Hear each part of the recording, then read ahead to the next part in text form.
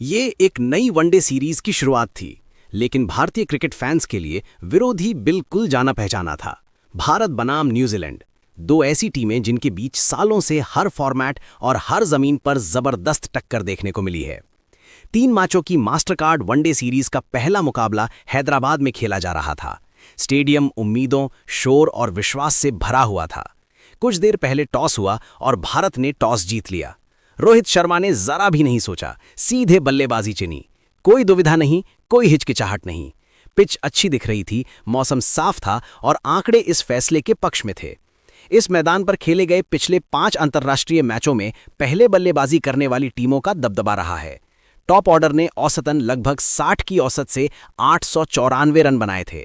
संदेश साफ था, अगर ऊपर अच्छी बल्लेबाजी की तो मैच पर कंट्रोल रहेगा। भारत पूरे आत्मविश्वास और ताकत के साथ मैदान पर उतरा। भारत की पारी शुरू हुई। शुरुआत संभली हुई थी, कोई जल्दबाजी नहीं। गेंद अच्छे से बल्ले पर आ रही थी और रोहित शर्मा पहली गेंद से ही पूरी तरह नियंत्रण में दिखे। पैड्स पर जरा सी ढीली गेंद रोहित ने छोड़ा नहीं। हल्का सा पुल शॉट बेहद आसान अंदाज में। स्क्वायर लेग मिड विकेट, ये उनका पसंदीदा इलाका है। फिर थोड़ी फुल गेंद आई और रोहित ने ड्राइव कर दिया। ताकत नहीं, सिर्फ टाइमिंग। ऐसा शॉट जो बताता है कि बल्लेबाज गेंद को कितनी अच्छी तरह देख रहा है। गैप से गेंद निकल गई और चौका। पूरा स्टेडियम गूंज उठा। फिर आया वो शॉट जो रोहित शर्मा को परिभाषित करता है, सीधा जमीन के ऊपर से, बेहतरीन एलिवेशन, बिना जोर लगाए। जब रोहित ऐसे खेलते हैं तो गेंदबाज आम दिखने लगते हैं, लेकिन क्रिकेट नाम नहीं देखता। रोहित ने फिर से बड़ा शॉट खेलने की कोशिश की। इस बार गेंद थोड़ी उछली, संपर्क सही नहीं हुआ और गेंद हवा में चली गई। डैरल मिचेल नीचे आए और आसान कैच। रोहित शर्मा आउट। जब वो पूरी तरह सेट दिख रहे थे, हैदराबाद कुछ पल के लिए शांत हो गया। अब क्रीज पर आते हैं विराट कोहली। जैसे ही विराट मैदान में उतरे, स्टेडियम शोर से कांप उठा। फॉर्म पर कोई सवाल नहीं था, वो शानदार लय में थे। शुरुआती गेंदें संभल कर खेली, फिर आए बयान देने वाले शॉट्स, कवर ड्राइव, बैकफुट पंच, तेज फुटवर्क, परफेक्ट बैलेंस। एक गेंद जरा सी ओवर पिच हुई और कोहली ने तुरंत सजा दे दी। टाइमिंग, सटीकता, क्लास। लेकिन फिर आए हेनरी शिपली। फुल गेंद, अंदर की ओर मूवमेंट। कोहली ने लाइन के हिसाब से खेला, लेकिन गेंद ने उम्मीद से ज्यादा हरकत की। बल्ले को चकमा देती हुई सीधा स्टंप्स पर जा लगी। सन्नाटा। पूरे स्टेडियम में खामोशी। विराट कोहली आउट। कोई गलती नहीं, सिर्फ बेहतरीन गेंदबाजी। अब जिम्मेदारी संभालते हैं शुभमन गिल। दूसरे छोर पर शुभमन गिल कुछ खास बना रहे थे, शांत, संयमित और ढीली गेंदों पर निर्दयी। उन्होंने अपना अर्धशतक एक बेहद खूबसूरत शॉट से पूरा किया। ऐसा शॉट जिसकी आवाज तक सुनाई नहीं देती। पुल शॉट्स, ड्राइव्स, प्लेसमेंट, सब कुछ कंट्रोल में। तेज हाथ, शानदार जजमेंट।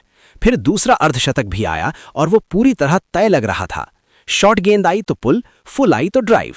फील्डर्स लगातार गेंद के पीछे भागते रहे। फिर न्यूजीलैंड को एक मौका मिला। एक तेज गेंद, अतिरिक्त उछाल। गिल ने मिस टाइम किया, गेंद हवा में गई और ग्लेन फिलिप्स, दुनिया के बेहतरीन फील्डर्स में से एक, ने शानदार कैच लपक लिया।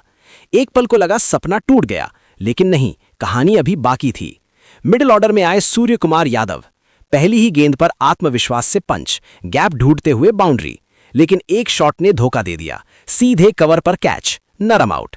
हार्दिक पांड्या और शार्दुल ठाकुर ने योग्यतापूर्ण रन बनाए, लेकिन फिर हुआ बड़ा कंफ्यूजन। शार्दुल देख नहीं रहे थे, गिल कमिट कर चुके थे। सीधा रन आउट, बिल्कुल अनावश्यक। इसके बावजूद फोकस एक ही था, शुभमन गिल और इतिहास। गिल ने गियर बदला, सीधा जमीन के ऊपर से छक्के, एक्स्ट्रा कवर के ऊपर से क्लीन हिट। लंबाई जल्दी पड़ी और पूरी ताकत से शॉट। स्टेडियम को आभास हो गया था कुछ बड़ा होने वाला है। एक और छक्का, फिर एक और फिर वो पल आ गया। शुभमन गिल 200 रन पर पहुंच गए। एक और दोहरा शतक। पूरा स्टेडियम खड़े होकर तालियां बजाने लगा। ड्रेसिंग रूम में खिलाड़ी खड़े हो गए। ये सिर्फ एक पारी नहीं थी, ये दबदबा था। टाइमिंग, ताकत और मैच्योरिटी। इतनी कम उम्र में शुभमन गिल ने हैदराबाद को रोशन कर दिया। आखिरकार ग्लेन फिलिप्स ने एक और कमाल का कैच लेकर उन्हें आउट कर दिया। तालियों के काबिल, चाहे आप किसी भी टीम को सपोर्ट करते हो। भारत ने विशाल स्कोर खड़ा किया, टॉप ऑर्डर का दबदबा और एक ऐतिहासिक पारी। अब न्यूजीलैंड की बारी। डेवन कॉनवे और फिन एलन लक्ष्य का पीछा करने उतरे। इरादा साफ था, पहली गेंद से आक्रमण। एलन का एक एज स्लिप के पास से चौके के लिए चला गया। कॉनवे ने स्क्वायर कट से गैप निकाले, लेकिन मोहम्मद सिराज के इरादे कुछ और थे। अपने घरेलू मैदान पर सिराज पूरी आक्रामकता में थे। शॉर्ट गेंद, मूवमेंट, तीव्रता। एक गेंद उछली और एलन ने गलत टाइमिंग कर दी। कैच पकड़ा गया, बड़ा विकेट। निकोलस ने पलटवार किया, क्लासी टाइमिंग, क्लासी शॉट्स। लेकिन दबाव ऐसे बड़े लक्ष्य में बढ़ता ही है। फिर शमी ने कमाल की गेंद डाली, seam movement, perfect length, top order ढेर। न्यूजीलैंड लड़ रहा था लेकिन विकेट गिरते रहे। और फिर आए माइकल ब्रेसवेल और मैच का रंग बदल गया। स्पिन हो या तेज गेंदबाजी, सब पर आक्रमण। स्वीप, रिवर्स स्वीप, सीधे छक्के। 31 गेंदों में अर्धशतक। भीड़ ने खड़े होकर तालियां बजाईं। जर्सी का रंग मायने नहीं रखता था। और वो रुके नहीं, छक्के, लगातार छक्के। ब्रेसवेल ने शतक पूरा किया, वनडे क्रिकेट की सबसे बेहतरीन काउंटर अटैकिंग पारियों में से एक। सेंटनर ने उनका अच्छा साथ दिया। पार्टनरशिप 150 के पार। अचानक नामुमकिन मुमकिन लगने लगा। लेकिन भारत ने धैर्य नहीं खोया। सिराज लौटे, शमी ने दबाव बनाया, कुलदीप यादव ने फ्लाइट और चालाकी दिखाई। आखिरकार ब्रेसवेल ने हवा में मारा, सूर्य कुमार यादव ने कैच पकड़ लिया। यही टर्निंग पॉइंट था। लगातार विकेट गिरे।